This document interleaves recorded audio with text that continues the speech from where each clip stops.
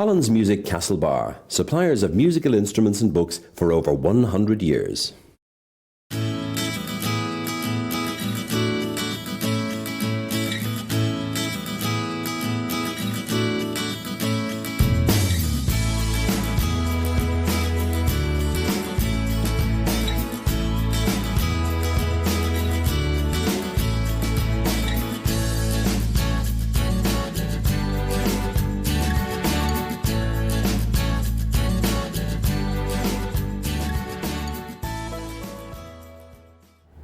The Fáilte Rómhach Cáide, you're welcome indeed to another edition of the Irish at Home and Abroad. Now don't forget we'll be crossing the Irish Sea later on to join Martin Logan in Manchester, who's with the Irish community in the UK. Now coming up on tonight's show we'll have our regular features. Alan Williams will give us some more lifestyle tips. We're continuing our trip across Ireland visiting well-known pubs on the tourist trail. So this week we're in County Kildare to Loch 13. But first, I'm here in Irish Town for a very, very special event because one of Ireland's finest singers, the Pride of the West, Kevin Prendergast, is celebrating 50 years in showbiz. And we're expecting a big crowd here in Berks, and many of his fellow artists will be joining him on stage to help him celebrate this great event. But first, we caught up with Kevin at his home in Brickens in Ballyhaunis. There's one county back in Ireland I left so long ago, in the province of brave Connaught. It's the county of Mayo. Kevin, congratulations on 50 years in showbiz. The years don't be long going by. You can say that again, yeah. Can you remember your first professional performance? For professional, I would say many moons ago, I worked as a barman in the Travellers' Friend in Castlebar. And there was a guy in one night, Jack, I think his name was Jack Riley. He had a hall in Ahagower, St. Patrick's Hall, Ahagower, outside Westport. And he asked me would I do a spot there, and I was thinking, I thought, well, I have the nerve. I remember the first night going up on the stage, and I had the old-fashioned phones, the old-fashioned microphones, yeah. Mm-hmm. Yeah, and I grabbed it like that, and I kept looking down and singing away. Then after the years went by, that was it, yeah. And how long were you performing before you actually made your first record? Oh, for years and years in England. See, I moved to England when I was younger. I used to play in the dance hall over there, and the pubs and clubs, and go up and give a few songs. This was in Manchester, you based yourself, yeah. Yes. And then a guy from Westport again, funny enough, Joe Gavin, God rest his soul, he came in from Birmingham one day, and he heard me singing. He said, why not, if I get bookings, say, down Birmingham, London, Leeds, Coventry, Sheffield, wherever. I said, okay, that's fine. So he got me the bookings, and that's when I travelled out. And then I made my first record, which was 37 years ago. And that was an incredible success. You actually wrote the song as well. It was called Let's Go Back to County Mayo. And it's still one of the great favourites. Yeah, I wrote that in about a day. It went on to earn you a silver disc and a gold disc. Yeah, silver and gold, and there was another few silvers, but there's somewhere in the house. And did you enjoy writing the songs? I did do, yeah. I did do at night time. I'd be thinking during the day, I think. I was trying to song about this and then put down a line when you think of it, and you're away with it then. And all those songs, and did they bring you a lot of success professionally, Kevin? Yeah, they did do, yeah. It was surprising, and then when I went to America, several times in America, and went on cruises and all that, and you sell your CDs and all that, it's surprising all the people that write back to you and say, from different counties. It brings back memories for them, and especially new songs. And they'd want to know how you knew about their villages and the towns. And I'd buy a little map of the town, and then I'd get all the villages, write them down, and then rhyme them in together. And over those 50 years, can you remember just a couple of major highlights for you? I think a major highlight was going to the Mayo Association in Boston and New York several times, and then of course the cruise. So you're kind of semi-retired. You came back to Ireland then? Yeah, about 14 years ago. Yes, and you semi-retired from the business? Semi-retired, but I still do concerts and that. It's all the people after you, and I think if you like music, it never goes away. I mean, I'd be bored sitting in the house. But so I like the music, yeah. So you'll keep going for another 50 years? Well, God leaves me. Well done, and thank you for joining us, Kevin. I left my home some years ago to travel far away. I crossed the Irish Sea and decided I would stay. I've got myself... Hi Kevin, it's Margot here. What a wonderful night I'm missing, but I'm with you there in spirit. I have known you for all of your 50 years, and I treasure our friendship. You're one of my dear friends. Have a wonderful night, and God bless. Country song from the hills of Connemara down to lovely Slievenamon. Bring me back to old. Sean, lovely to be here in Burke's of Irishtown. How long has Burke's been here? My uncle bought it in 1965 and I run it since 1993. Yeah, and Kevin has been playing here going back in my uncle's time. I can't even remember now exactly when, but he's been playing this first Friday in August since 2003. Of course, there's a big night tonight now, Yeah. and for his 50th anniversary, are you looking forward to it? Of course I am, yeah. Of course I am, yeah. And Kane, the Country Stars, will be here as well, and they front Kevin every night that he's been here in the first Friday in August. And well, Kevin has just won the Stars, and that's it. Great. On that note, we leave it. We're all We'll leave looking it forward there. to a great night, Yeah. Sean. The hills of Connemara down to lovely Slievenamon. Well, Kevin, we're here in Burke's. The moment has arrived. Yeah. How are you feeling? Bit nervous, yeah. Looking forward to a big night? Yeah, big night now. Lots coming already. And it's a nice evening as well. Thank God for that. Yeah. What's going through your mind now today, thinking about the 50th anniversary, looking back on the Looking years? back and all the people I used to know. A lot of them have gone, including some of my family, 3 of my family, my brothers, passed away since I started. My mum and dad, of course. God bless them up. They're up there praying for me tonight. And a lot of your friends in showbiz are turning up tonight Yeah, to there's about 10 perform. or 12, yeah. They all were delighted to come, yeah. Yes. Well, look, and enjoy the night, and once again, congratulations on the 50th anniversary. Thank you very much, Henry.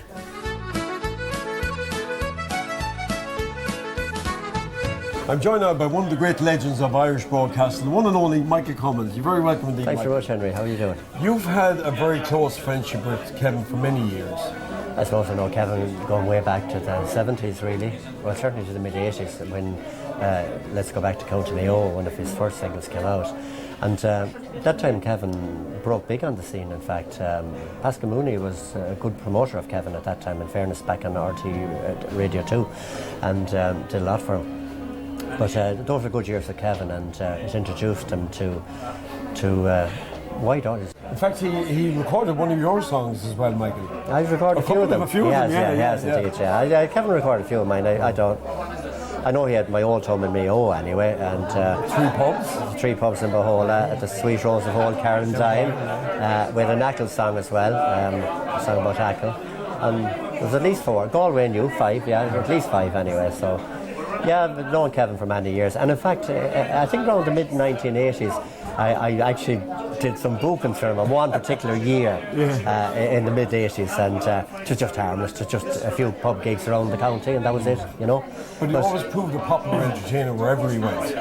Well, Kevin is old stock Mayo, and west of Ireland, and he would have gone over to England in his young days. There's so many people from the west of Ireland and along the western seaboard, probably from Donegal down to Cork, did really, you know. A lot of those people that went to England in those times, it was kind of a bit before the free education thing came in. And a lot of them, some would have gone to secondary schools, some wouldn't. And they had a lovely naturalness about them. They were people of the world. They were the University of Life people. That's right. And those are the people. Learned the hard way. They learned the hard way, and they knew real life. And there's many things you learn in real life that you won't learn inside the 4 walls of the university. You have a big role tonight, Michael. You're MC for his 50th anniversary, No Better Man. A lot of acts appearing tonight as well. There are, yeah, and they're mainly from the western region, really, from the neighbouring counties, and from Mayo, of course.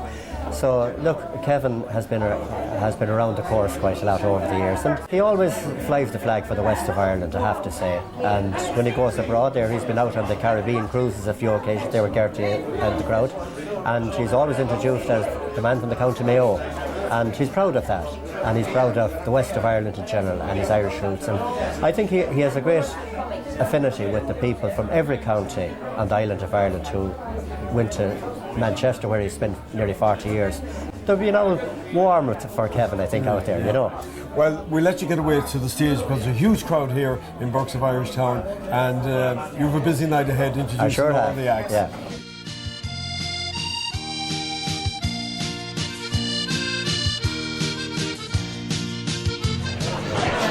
Okay, ladies and gentlemen, didn't think you'd have such a big crowd in at this early on May's evening. I'll tell you one thing, it's a credit to the people who've come out here tonight. And we're all here tonight to support one of our own.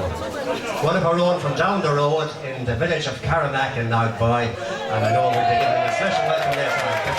The old Kevin Prendergast. Now, we have an absolutely lovely show lined up tonight. So please give a great welcome to Nick Mulhern. KP, a mighty man that I've known for 30 of them 50 years, and what a tremendous character, along with being a great performer. He's a great guy, and we're delighted to see the crowd here for him tonight, you know. You're doing well yourself, Mick. You just recently launched an album. Yeah, there in March we launched it, and it's going quite well for me, really, you know, and I'm happy with the production of it. You know, it's something I wanted to do for years. Yeah, it's called Stormy Horizons. For anybody out there, it's available everywhere. It's available at the local record shops and that. Yeah, it's doing okay. It's just country songs, simple country music that I've been doing for all of my life, really, and I enjoy every moment of it, you know. So. Well, look, we wish you well, and hopefully we'll be seeing more of you on our TV screens and recording more and now doing more concerts. Thanks very much. Well, I thought I'd been kissed and I thought I was loved. Oh, that was before I met you. See, I traveled around, I've been all over this world, and boys, I ain't never seen nothing like a Galway girl. Take it home now. Woo! Thank you, this fantastic band behind me. All the best to Kevin for the future. Thanks very much, everybody. Enjoy the rest of your night. Well, on the one road, swinging the one road. Well, on the road to God knows where. Well, on the one road, and maybe they're on the road. We're together down in tires. North and south and Dublin's on. Dublin, Belfast, Cork and Donegal. We're on the one road, swinging along, singing a soldier's song. Well, for my next guest, we've crossed the River Shannon to Lanesborough. Sean Brennan, you're very welcome indeed, Sean. Thank you, Henry. Nice to be here. Thank you for inviting myself and Rebecca. You've performed together. Performed together, and we're going to perform together tonight. Special night for Kevin. You know, Kevin is a legend in his own right, and we've always enjoyed Kevin over the years. Worked with him on many an occasion down the years, and it was great to see him tonight. He's looking well. Like myself, for an old man, he's looking well. Yeah. No, and I'm looking forward to hearing him later on, and I'm looking forward to singing myself and ourselves later on. Well, we wish you well with that, and thanks for joining us, and enjoy the night. Let's go live here again. Frank McCaffrey, you're very welcome. Thanks, Henry. It's nice to be here. When did you and Kevin come across initially? Jeepers, now we're talking about another lifetime. Years ago, when I started doing the concerts, going over as a solo act to England. Obviously, a long time before that, when I was with Margot, I would have come across Kevin in Manchester. He was working in Manchester a lot. We'd wind up together in different places. I think we played in everywhere except in jail. You were flying the flag for Mayo. Well, that's what it was. Yeah. Let's get back to County Mayo, and I had, the coastline in Mayo, so we always had loads of the Mayo songs. So looking forward to taking to the stage tonight. Absolutely, it's lovely to have this chance to do the tribute for him. It's great. We're having a wonderful night. It's a great tribute to the man, and I'm delighted there's so many people here. We're going to have a great night. We'll have a wonderful night. And so do you. How would it be? Well, I'm joined now by King of the very popular band, the Country Stars. Right. You have a very busy night tonight. Very busy night tonight, but we're going to enjoy it. That's what it's all about. Celebrate Kevin's big night. That's what it's all about, really. And of course, you've been backing Kevin for many years now as his backing band. Yeah, we know Kevin for years. We used to play in Erris down in Balmullet. And then Kevin used to come back from England touring, and he'd always get us to back him. So that's how we got to know Kevin. You have a very, very busy, because you're backing all the artists tonight. Yeah, Is indeed. that difficult? No, not really. Once you know what songs they're doing and the keys they're on, off we go. Hopefully everything will go well. And I just want to wish Kevin the very best of luck and many more years of singing. And it's really nice to meet someone from home. Yes, it's really nice to meet someone from home. Mayo will always be home, no matter wherever I roam. Although we're divided by land and by sea, Mayo will always be home sweet home to me. And he whispered a prayer as he drew on the air, for he knew this would be his final race. Take it away! Kevin Prendergast has been part of the music scene in this country for many, many years, and of course over in the UK. There's no notions to Kevin Prendergast, he's one of our own. He's a gentleman that we respect, we have a great time for, and what you see is what you get with Kevin. I want you to give a special warm, and if indeed a standing ovation after 50 years is deserved. Kevin Prendergast.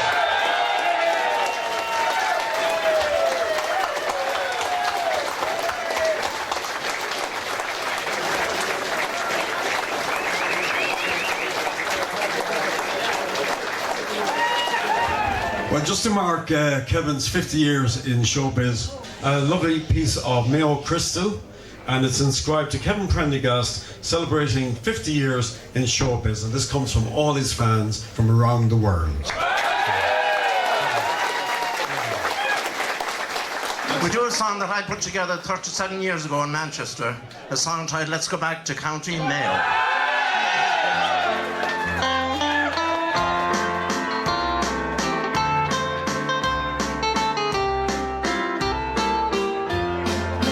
There's no county like an island, I next long in the province of Lake Connaught.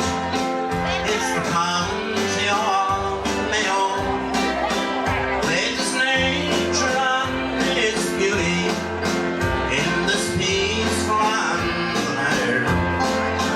It brings back some happy memories, this county of my birth. There's no fancy cars, I know telephone, I want my house in the home. There's no fancy cars, I know telephone, I want our house in the home. Hey!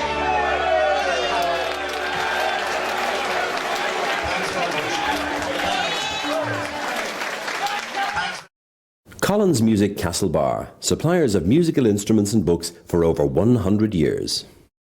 What a brilliant night in Burks of Irish Town for Kevin Prendergast's 50th anniversary celebrations. And a special thank you to all the artists and the fans that turned out in force to make it such a great night. Well, we're continuing our trip around Ireland, visiting pubs along the Tourist Trail. This week we're off to Loch 13, Gastropub and Craft Beer House in Sallings in County Kildare. After that, of course, we'll be joined once again by Alan Williams, our lifestyle expert, who this week is in the kitchen looking at the sugar content in our food. Now, just a reminder that after the break, we'll be crossing the Irish Sea to join Martin Logan, who's with the Irish community in the UK. Well, that's all from me for this week. Thank you for your company. Look forward to the same time next week. So until then, slán go fóill. All the staff and all here are 110%. I wouldn't drink anywhere else.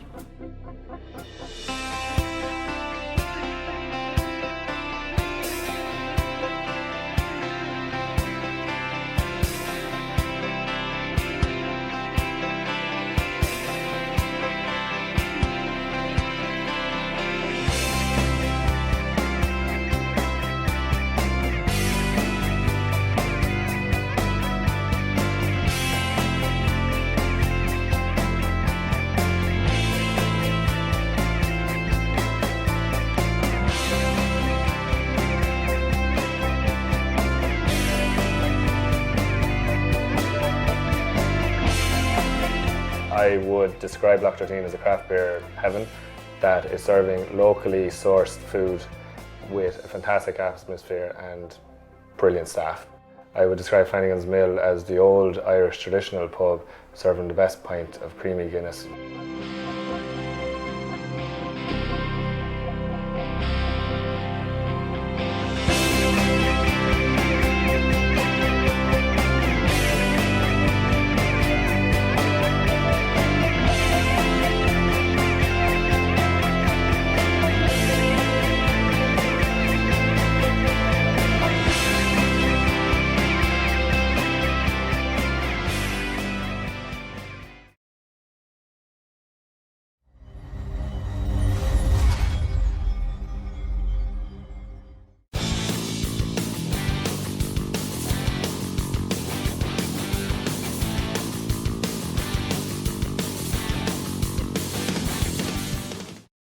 Hi folks, welcome along. Today we're in the kitchen. So we're going to have a little look at the sugar content of some foods that might be in a lot of your trolleys. Something we need to be a little bit aware of is what we're putting into our bodies. Some of these might shock you a little bit. So first things first, your recommended daily allowance of sugar will be 24 grams, which is 6 spoons of sugar a day. That's your RDA. Let's have a little look. This here is a stir-in sauce. You'd use it with stir fries, different things like that. That's your stir-in sauce. You can even know when you taste it, it tastes quite sweet.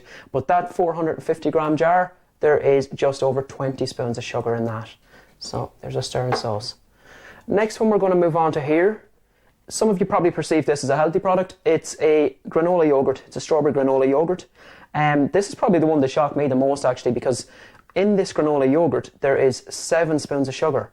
Bear in mind your RDA is 6 spoons, so you're already over that. If you have that little yogurt in your breakfast, you're already over your sugar allowance for the day. So that's probably going to show you the impact of that. There's your yogurt. Over here, I've got a juice drink. You all know about fizzy drinks. You know there's a lot of sugar in them. You probably don't need me to tell you about those. But sometimes the juice drinks go a little bit unnoticed, and these are always used as an alternative for kids. So this particular juice here contains, in a 500ml bottle, 12.5 spoons of sugar. So again, if you know how to read food labels, you're probably going to see that your fizzy drinks are not far off that. So you need to be very aware of that. You need to be knowing, again, what you're feeding to your kids as well as to yourself. All right. Over here, another perceived healthy one. What I've got here is a smoothie. It's a smoothie pre-packaged, bought in a shop. This one came actually in a pack of 4. There's 180ml pouches in each pack. So that's your 180ml pouch poured into that jar, into that little jar, which you can see is not much. It's quite concentrated. In this smoothie, it's a no added sugar smoothie for kids, specifically for kids. In that one there's 4.5 spoons of sugar. So this is a perceived healthy option for kids, no added sugar product, 4.5 spoons of sugar as in it. Again, the importance of what you're putting into your body.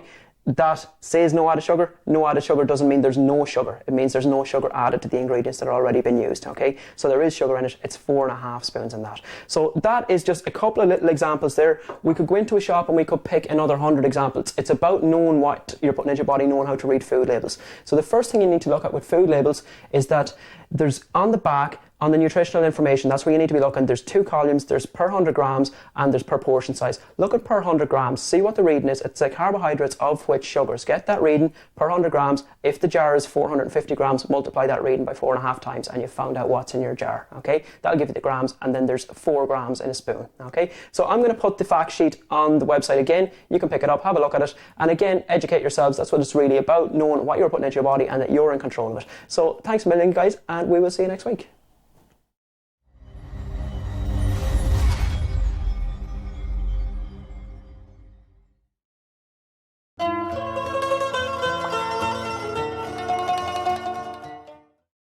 Hello and a very warm welcome to the Irish in the UK. Coming up on the show this week, we're at St Mary's Parish Centre in Levenshulme, Manchester for a very special fundraising event. We'll also be visiting the Birmingham Irish Centre, who are celebrating 50 years in existence. Now, last week we featured a very special exhibition called We Built This City, and we'll be showing you some more from that this week. And I'll be catching up with Mary Duff, and she'll be singing one of her songs. Now, John Brennan has organised numerous fundraising events for the Christie Hospital in Manchester, and we went along to his most recent event to see how it all went.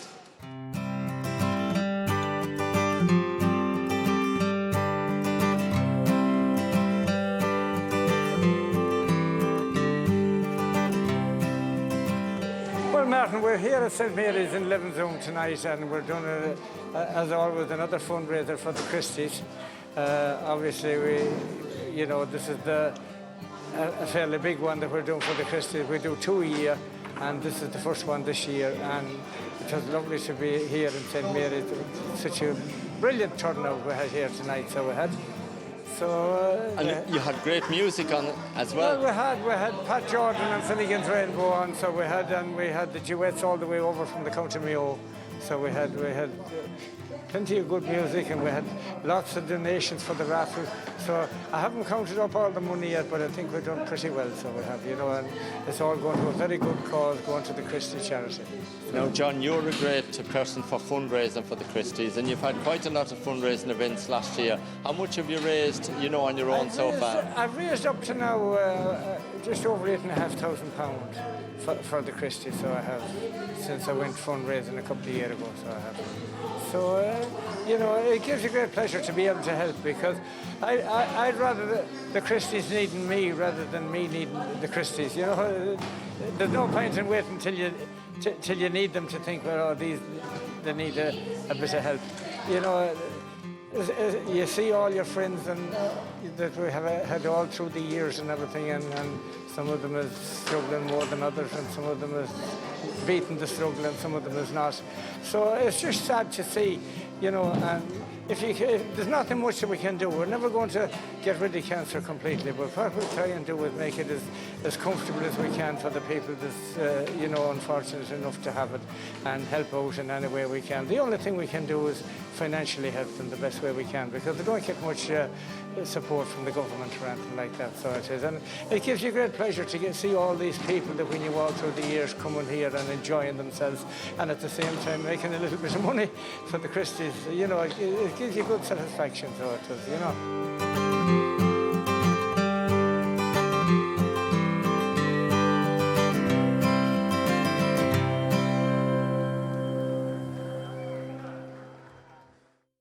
Pat, another great night here at St Mary's in Levenshulme.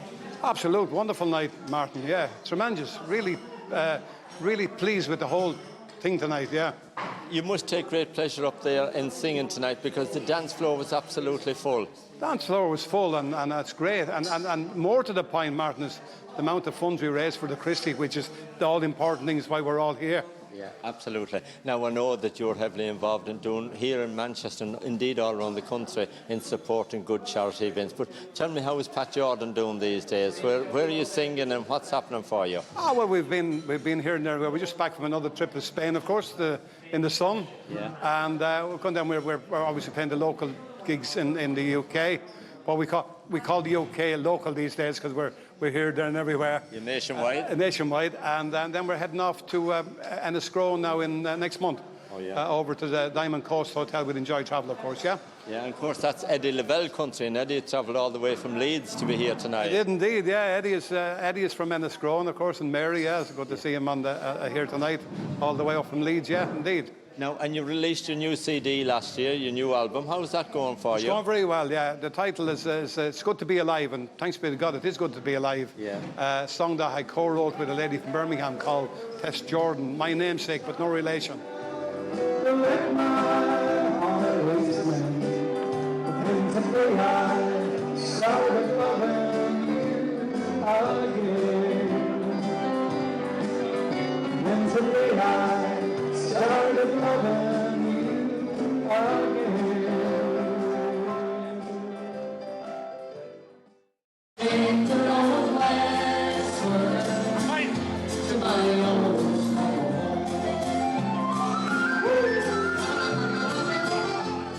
Tommy, tell me a little bit how the duets are doing these days. Well, Martin, we're busier than ever we were, and we weren't expecting a lot of this to be happening at all, but England, has taken off for us, from London to Leeds to Manchester to Liverpool to Birmingham. It's just, it's unbelievable how things have gone in the last couple of years. So. And I would have thought that you were playing in Mayo tonight, because so many people know you and welcomed you all here. That's right. An awful lot of Mayo people, and an awful lot of Irish people that we'd have known, say, met in Leeds or met in Birmingham or met someplace along the way. So it's great to at least we know they're following us and we're going from post to pillar around the country, so that's great, you know. And Kathleen, tell me about your new single. Yeah, Martin, we have a new single out at the moment, and it's Then the World Will Know, it's called, and it's from our forthcoming album, which we'll hope to have out during the summer. And we released it about a month ago, and it's going very well. It's getting loads of airplay, and loads of people requesting it, which we're delighted about. And hopefully they'll be looking forward to our new album coming, and we're excited about it as well. Okay, so when can we look forward to the album coming out? Hopefully in July time. We're hoping to have it out July time, you know, out for the summer market. Yeah, we hope it to be out. Yeah, looking forward to that. Well, listen, it's great to see you both. Great to see you both doing well as well, and keep up the great work. And we'll see you back in Manchester really soon. Well, thank you very much, thanks yourself for having us, and we're looking forward to another trip to Manchester before the year's out.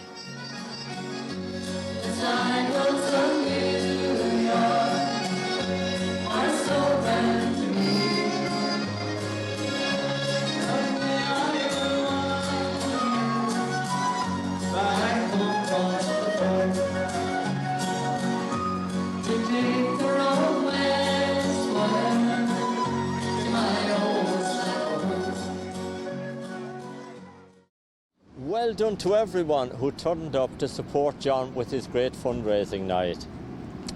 Now, next up, we're off to catch up with John Fitzgerald, who has been the life and soul of the Birmingham Irish Centre for the last 50 years.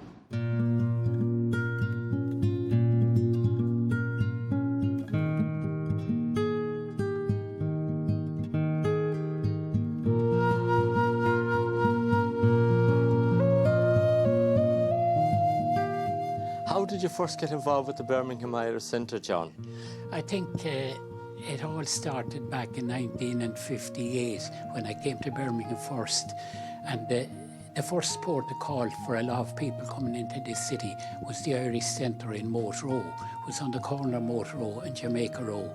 Now, a lot of people wouldn't know where that was, but it's where the markets are now. And so the Irish Centre there came down to make room for the markets. But the Irish community used to meet up there a lot. We had county association meetings. We were forming different county associations. The Father Murphy's Hurling and Football Club, which I was involved in, and we used to have our meetings there. But they formed the All-Ireland Counties Associations from up there, and they leased this premises here in Digbeth. It was then called St. John's Restaurant, and it was on a 5-year lease. But 5 years later, they purchased it for 55,000. To collect money, then they used to knock doors and you paid a £1 membership, but it was purchased for 55,000. And so that's how it started. It was a small little place then. And of course, as I say, that's history now, because you've got a big celebration this year, celebrating 50 years of the centre. Yeah. Well, that's very important, because in 1981 it was extended out almost to the pavement the whole way around, and I think it cost about 440,000. And then in 1990 it went upstairs to put the extension upstairs, and that cost about 350,000. So it's open 50 years on the 11th of May. So I'm doing an anniversary concert with Mike Denver, Caitlin and Bob Brawley. So it's to celebrate a very special occasion. Well, absolutely. It's a great occasion for Birmingham Irish Centre and the Birmingham Irish community here. Yeah. Now, we're situated here in your shop today, because this is your shop here at the Birmingham Irish Centre.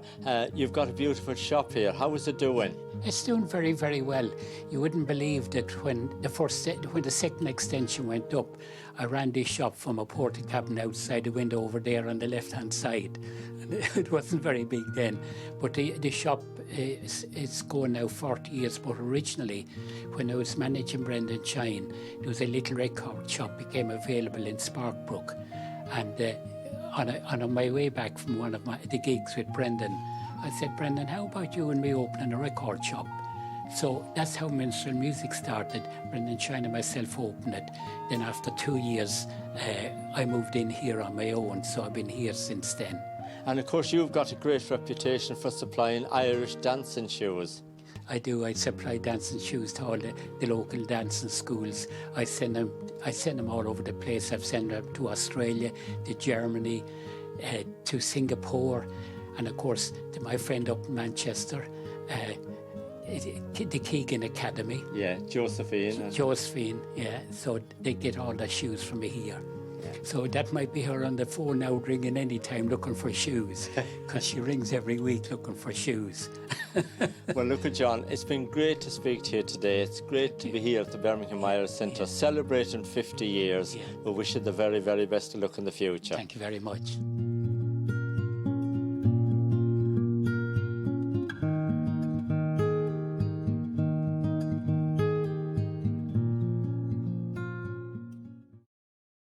It's great to see the Birmingham Irish Centre still going strong.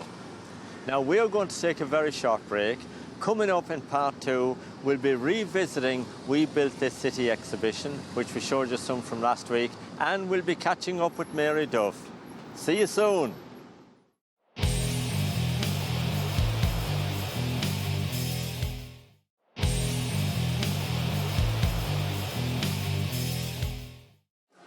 Welcome back to the Irish in the UK. Now last week we featured a very special exhibition called We Built This City. It's about the Irish people who come to work and live in Birmingham. And we're going to show you some more of the exhibition and the people we met on the night.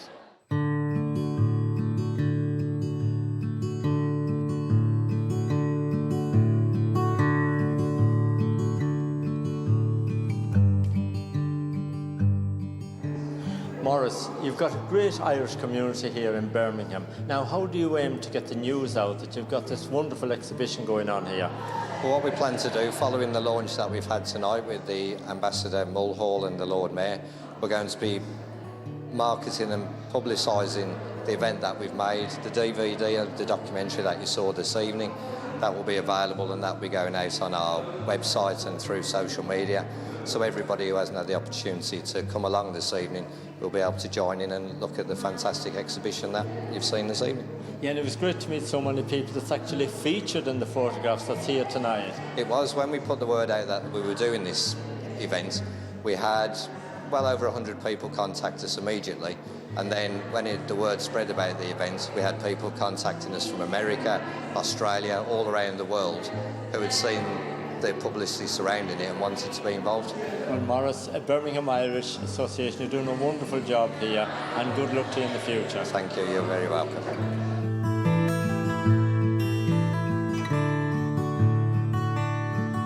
Carmel, now tell me the story about your late dad that sadly passed away some years back. Okay, well, my dad, Fabian Cowan, came over to Birmingham from Dublin in the early 1950s when they were advertising for builders to come and help rebuild the city. And so he arrived with just a little bag of clothes and a camera, which is quite unusual for someone with very little. At first he slept at New Street Station because he had nowhere to sleep, he'd got nowhere to go. And with a sub from his first week's wages, he managed to get a room in what was called the Rowton House, which was a place where homeless people could stay in Birmingham, which is now a hotel. And then, working on the buildings, he would take the camera up onto the top of the buildings that he was working on in Birmingham, mostly around New Street and Corporation Street. And they were skyline shots when he was trying to emulate those New York pictures. Well, certainly the photographs that we've seen tonight at the exhibition taken by your late dad has helped us to tell the story. They're magnificent photographs, and it's something that we can all relate to back in the 60s and 70s and so on. Yeah, I hope people come along and enjoy it before it finishes at the end of May. Thank you, Carmel, for joining us tonight. You're welcome. You're welcome. Thank you.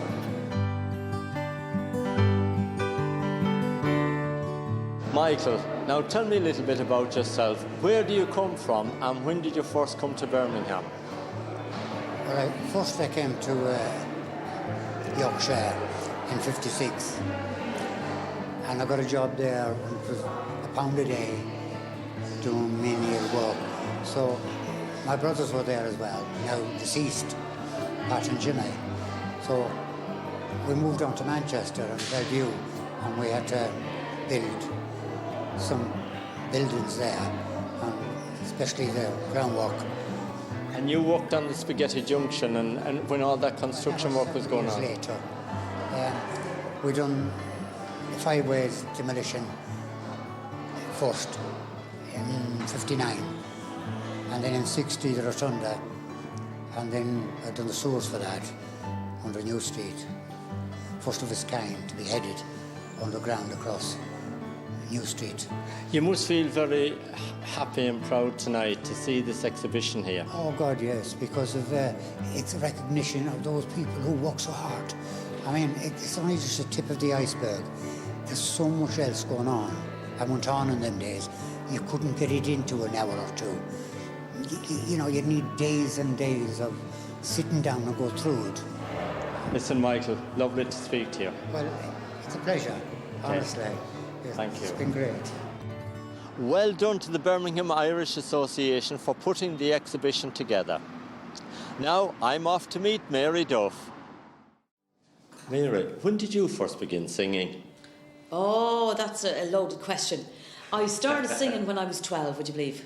And I'm not going to tell you what year it was now. You're just going to be fishing, aren't you? Yeah, yeah. We'll all yeah. be adding up their fingers. Yeah. I started when I was 12, and it was by accident. My father, Tom, he's a button accordion player, still playing. He's 83, only 2 weeks ago, and playing at sessions in Cayley still, which is fantastic. He's in great form. And he discovered I could sing because I'd learned a couple of songs at school one day, primary school, and I came home, and we used to have one of those old reel-to-reel tape recorders. You probably don't remember them, you're probably too young. Oh, I am, yeah, by far too young. And I taped myself singing on this when my mother and father wasn't around. And my father used to use it for listening to accordion tunes, and country music was always played on it. And he used to practice tunes. He'd be playing tunes on the accordion and listening back to see how he was doing and whatever. But he heard this voice, because I didn't know how to erase the thing. He heard the singer and discovered it was me that was singing. And he persuaded me into the kitchen with him then, and took out the accordion to get the proper keys for a couple of songs. Under much persuasion, because I was fierce shy. I wouldn't even sing in front of my mother and father those days. I'd sing in the choir or sing at school with the whole gang, but singing solo was a different thing. Even though I wanted to sing, I loved singing. But he persuaded me to go to the local pub where he was performing with his band that weekend, sang 2 songs, and shaking like a leaf, but I loved it. And there and then decided I want to be a singer. So that's really how I started. And this year, of course, 30 years on, Yeah. it's a special year for you, isn't it, celebrating? It is. I try not to think about it, because when you're in this business, I find you're kind of looking forward the whole time. You're looking forward to tonight's show, then you're looking forward to the next day. So you're not kind of counting, but I don't count back really at all. I still feel the same as I did when I was 24. I still feel, I love it. I just love it as much now as I did then. I know when I look in the mirror and I say, gee, is that really me? You know, or you meet someone and their kids were coming years ago and now they're grown up. And that's what makes you feel like, wow, the years are going by. But love it still. Mary, it's great to speak to you, and we wish you the very best of luck with your tour and all the great work you're doing. And you know, it's great to see you on stage with so much enthusiasm, and you're going well there. Well, I love it, and as long as I love it, I'll keep doing it. And I can see me going it for a long time, so because I love it. I love meeting people as well and getting the feedback. And if you're in good form, it puts other people in good form as well. You know, so thanks very much for the chat as well and your time for coming to say hello to me. Thanks a million. It was great to catch up with Mary, and of course we wish her every success in the future. Now sadly, time has caught up with us once again. Don't forget, we're back next Thursday evening at 7 o'clock. Now we're going to leave you with one of Mary's songs called Mr. Noble, and I've got to rush off out that door, catch a taxi to meet up with Derek Ryan, because he's on the show with us next week. Thank you all for watching.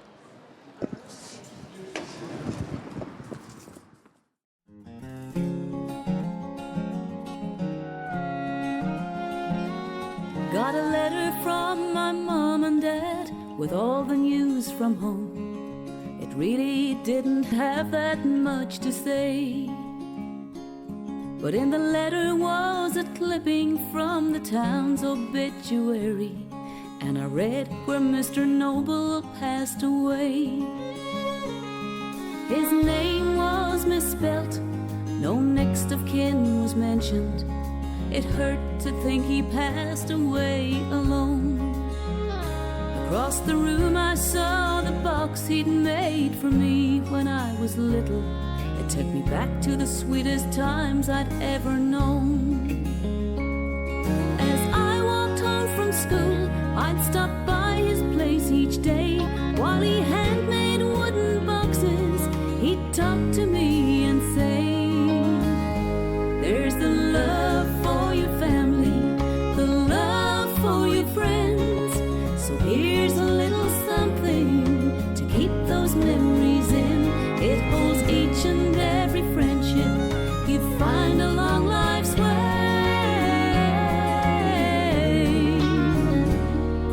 your box isn't empty when it comes your final day. I picked up the box and thought of all the things he taught me. I thought about his grave without a stone. So I packed my bags and called my folks and caught a plane that evening. I swear I heard his voice the whole way home. There's the love for your family, the love for your friends. So here's a little something to keep those memories in. It holds each and every friendship you find along life's way. Pray your box isn't empty when it comes your final day.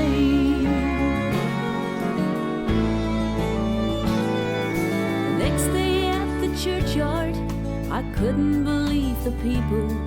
They couldn't even fit them all inside.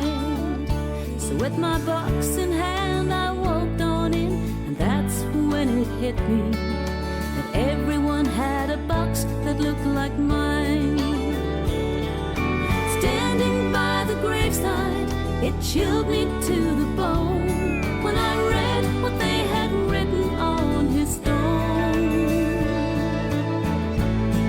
He loved us like a family, he loved us like a friend. He gave us all something to keep the memories in. He kept each and every friendship